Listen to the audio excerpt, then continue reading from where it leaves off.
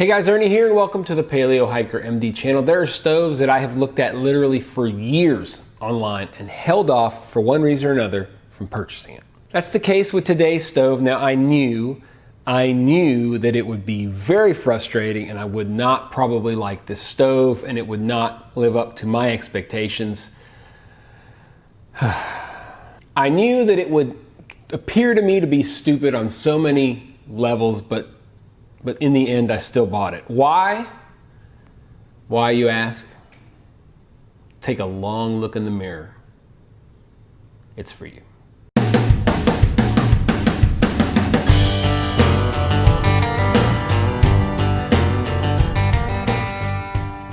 The alcohol stoves from the company Vargo have been around for a very long time. In fact, I looked at their Decagon stove several years ago and really didn't like it. What are the things you look for when you're looking at an alcohol stove? Things that make them more appealing.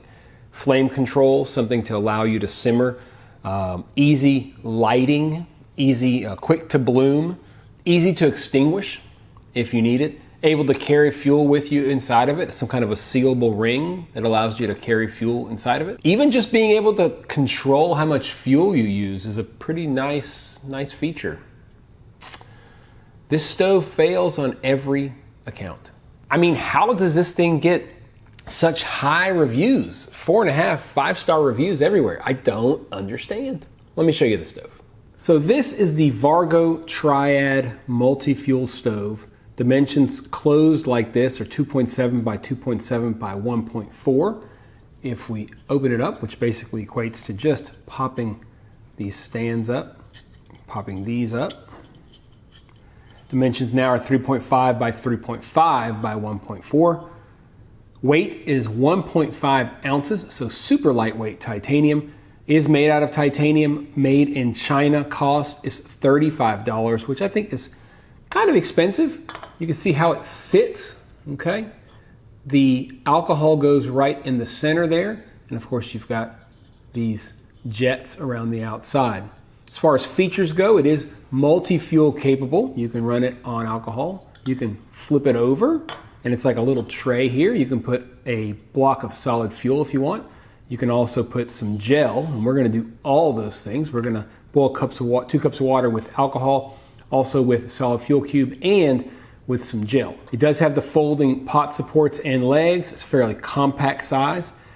Claims that it is, quote, easy to reclaim unused fuel. I don't know about that. And it also claims to boil 2 cups of water in 5 to 6 minutes. That is a pretty fast boil time, so we'll see how true that is. As you can see, once again, it is well made. These pot supports are they have like a nice kind of pressure to them. They hold where you want them, where you leave it. It's very, it's not so tight that you can't open and close it, but it feels very well made. Now let's talk a little bit about the problem with this stove. And it's the same problem that the Decagon has. It will not prime, okay? It is designed to fill up completely. You need to fill up this with alcohol and actually get it over the top of this hole. If you don't, it will never, and I mean never prime. Just don't try it. Put an ounce of fuel in here, light it, it will burn, for, probably 30 minutes. Just a nice little flame. It'll never actually come out the jets. It'll never prime. You have to use 1.3 to 1.5 ounces of fuel no matter what. That's more fuel than I would normally use. I usually use an ounce, so you're automatically going to be using more. I don't understand why that is, why you would create a stove where you have to fill it up a certain amount. It will not prime without that amount of fuel. And they claim, as I said earlier, that it is, quote, easy to reclaim your fuel. You'll have to put something over the top, extinguish it completely, let it cool, and then pour it out into a container. That is so problematic on many levels. I'm not even going to talk about how problematic it is because you guys can pretty much figure it out. How easy is it to actually pour into a cup? You got to find a way to turn it off. I mean, if you're boiling water in a pot, you'll have to have some other kind of pot to put over. Anyway, it's just a complete disaster.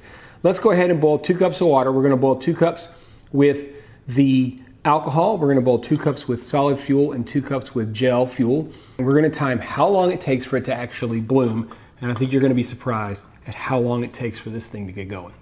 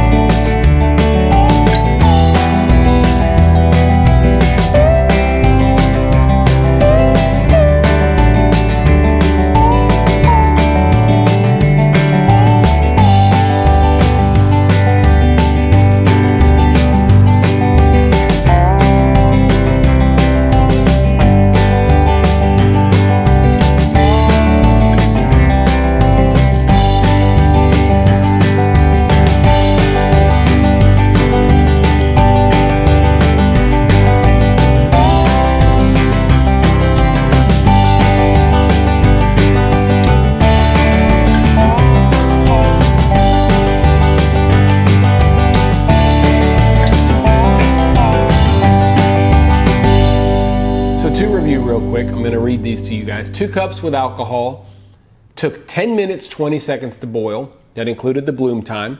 So the bloom time was about 2 minutes. It did burn for 23 minutes and change, so pretty long burn time.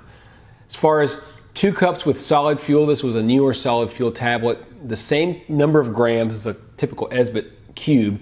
It got it to 206 degrees, almost boiling, and it burned for 16 minutes, 35 seconds. I didn't measure out the fuel, gel fuel. I put as much as I possibly could without it spilling over.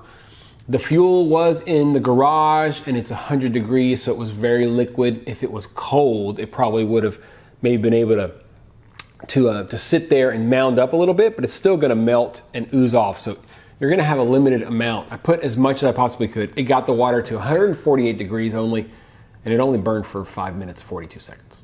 Okay, so let's go ahead and get on our high horse about this stove. Again, how is it possible that it gets so many good reviews? It is just missing in so many areas. I mean, I get a few things. It is lightweight. It is multi-fuel capable, although we saw kind of some of the limitations of that. But there are a lot of things I don't get. It takes forever for it to bloom. Even when you do what the company says, which is fill it with 1.3 to 1.5 ounces of alcohol, it still takes a solid 2 minutes to bloom. It needs to be full to bloom. I'm telling y'all, if you don't get the level up, I've tried it. If you don't get the level up, if you put an ounce of fuel, it will burn just a little wispy little blue flame for 30 minutes. It won't do anything substantial. Yes, you could use a priming tray. That would accelerate the priming process. Yes, you could easily reclaim your fuel, but why should you have to? You're gonna spend this kind of money on an alcohol stove. It should work. You shouldn't have to have a priming tray. You shouldn't have to find some crazy way to extinguish it. I mean, how do you even extinguish it well? I don't understand. How do you extinguish it well? If you're boiling with a cup, you need something big enough to put over the whole thing to extinguish it, unless you're gonna, again, make some kind of a custom little insert to put over the top and starve it of oxygen and allow it to go out. None of these things give me the warm fuzzies. Why should you have to add things to a stove to make it perform at its best? Why should you be forced to use a certain amount of fuel, and if you don't, it will not function, period? For the price, it just doesn't make sense. Now look, if you're interested in that and you want that kind of inflexibility, then go for it. I mean, obviously a lot of people like this stove. Once it's up and going, it works pretty well. If you're looking for something that is gonna burn for a very specific amount of time, it is consistent. It'll burn for a pretty consistent amount of time. Then go for it, I guess. But I don't get it. Do you disagree with me? Well, I'm sorry. I mean, I'm not gonna even, I can't entertain how this could be a stove I would want to take with me out into the backcountry. There are so many problems, as we've talked about, which limit how effective it is for me and what I'm looking for in a stove. So it's just not gonna happen. I don't like the stove. I didn't like the Decagon. I knew I wouldn't like this stove. That's why I didn't buy it for years, but I did it anyway.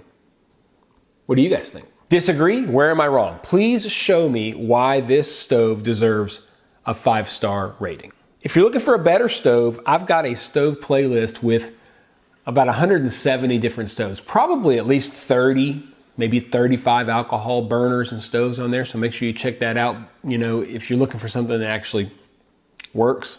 Do me a big favor, guys. If you're not subscribed to this channel, I know a lot of you who view these videos are not subscribed. Just stop for a second, hit the subscription button. It really helps spread things across YouTube for me and makes a big difference. If you like the video, you can hit the thumbs up. If you want to hit the notification bell, that's awesome too. I would appreciate all that stuff. But the big thing for me is that you hit the subscription button. If you can do that for me, that would be awesome. I hope you guys like this video. If you're like me and you look at stoves online a lot, you probably have seen this stove over the years pop up over and over on searches for alcohol stoves. Like I said, I held off on buying it. I knew exactly what I was getting into. I knew exactly that I probably wouldn't like it. But I think it's important for you guys to know about these stoves, because if you're gonna spend $35 on a stove, you better know good and well the limitations that it is coming with. As always, guys, I appreciate you checking out the Paleo Hiker MD channel. Stay tuned for more videos soon.